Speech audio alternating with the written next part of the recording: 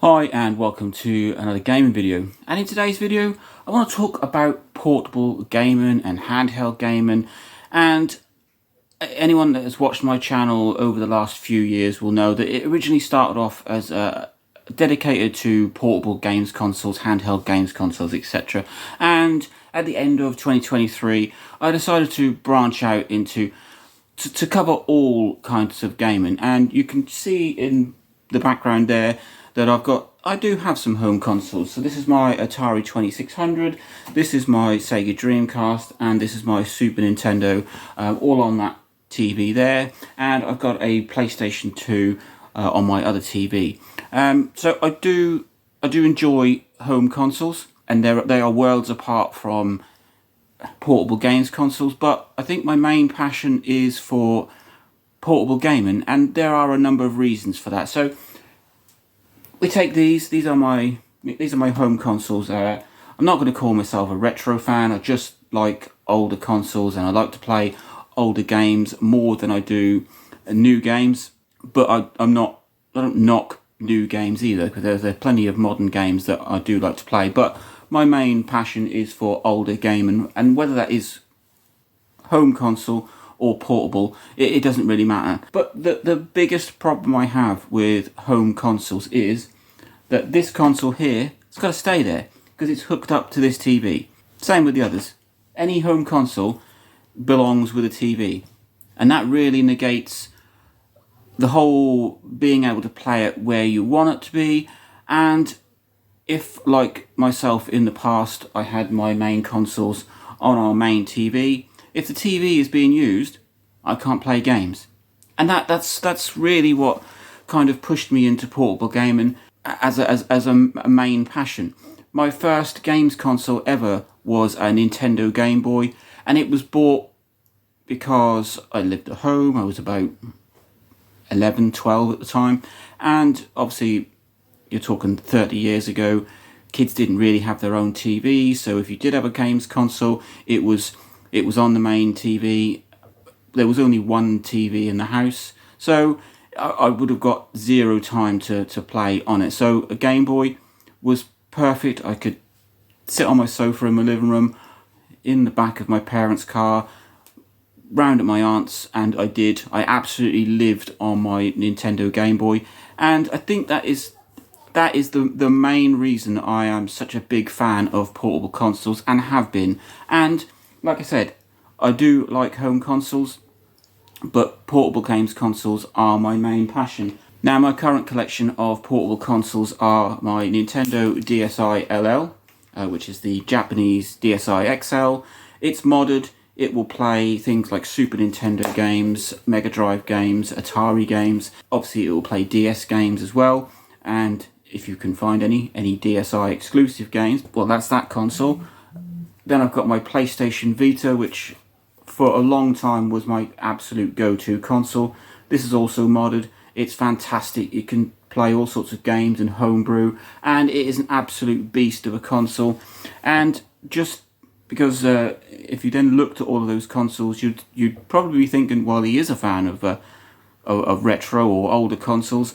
I do have a Switch in my collection, which has now become my go-to console, and it's a Switch Lite, because I just had no interest in putting a Switch on a TV and playing it on a TV, so I went for a Switch Lite, and it's fantastic. It is my absolute go-to console.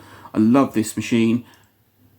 It's modern, so it will play new games. It is quite nice to be able to go into a shop, if you can still find shops that sell physical games, or have an e-shop that's got current games on that you see are being released, and you think, I can actually play that because I've got a console to do it. Now, it's a bit different with these consoles or these. I mean, I think the Vita shop is still up, but they're very expensive, and well, it's not going to be up for very much longer. The DSi shop, along with the 3DS shop, is now gone. So buying games for that is physical.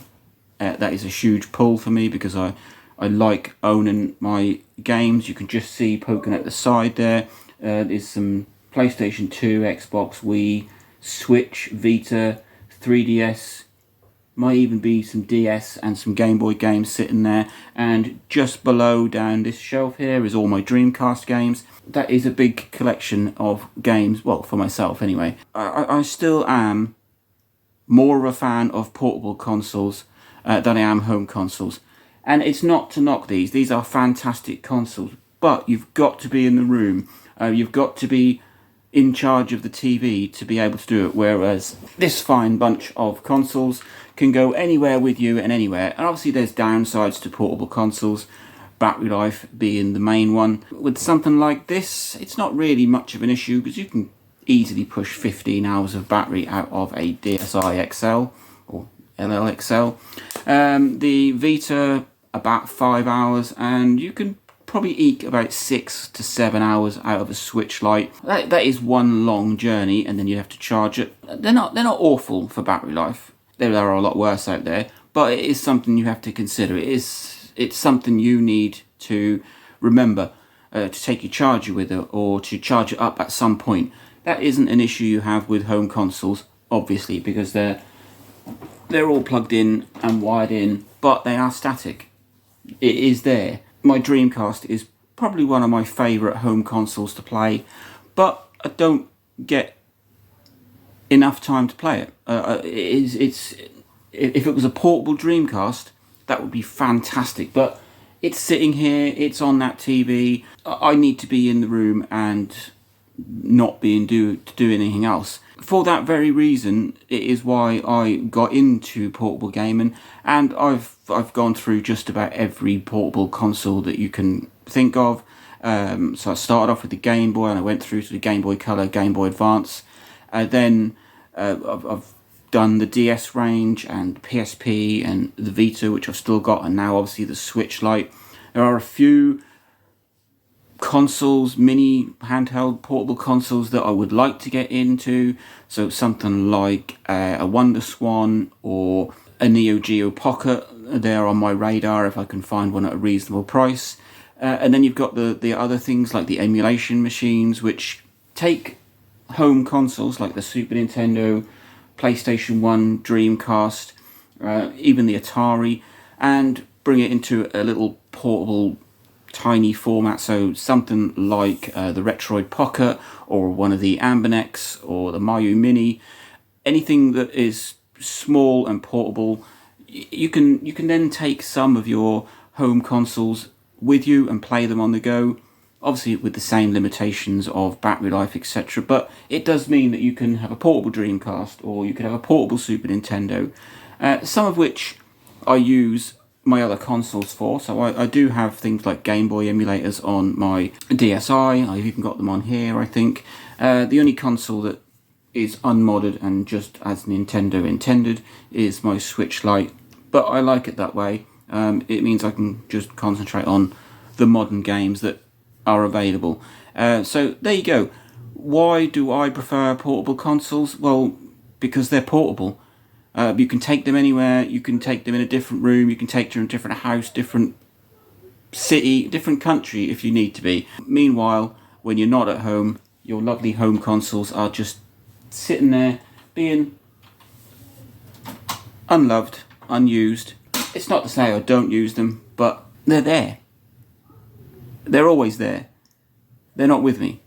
So that is the reason why I started off this channel in the first place, because I am a huge fan of portable games consoles and I wanted to share that with other people.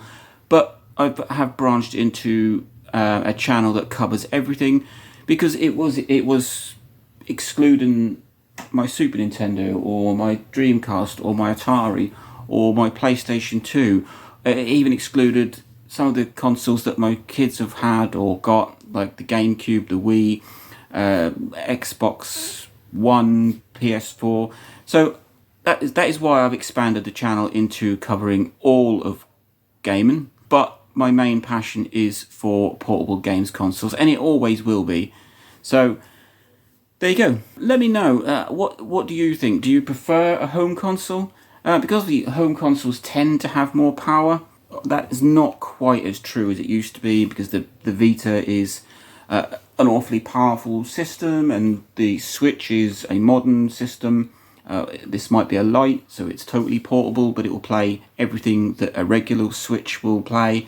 And while the Switch is underpowered compared to things like the PS4 or the Xbox One, it is still a modern console with modern new games. So I think we are getting out of the era of underpowered handheld consoles, but home consoles move at a greater rate. So we've got the Switch 2 coming out hopefully sometime in 2024, possibly into 2025, and it's going to be vastly more powerful than the Switch, supposedly, but it's still going to be way underpowered compared to a PS5 or even the PS6 when it comes out. So handheld consoles do tend to be less powerful, and the games, you can't just take a regular game and move it onto a portable console, with maybe the exception of like the PS Vita or the Switch, which could handle modern games at the time. But I should still prefer portable consoles because I can take them wherever I go, and it gives me more game time. I think that is the key to it. A portable console means I can sit in the waiting room while my son is in the dentist and I can bash out a bit of Kirby. Can't do that with this because it's sitting here in my living room on my TV. And yes, portable consoles are my main passion for gaming.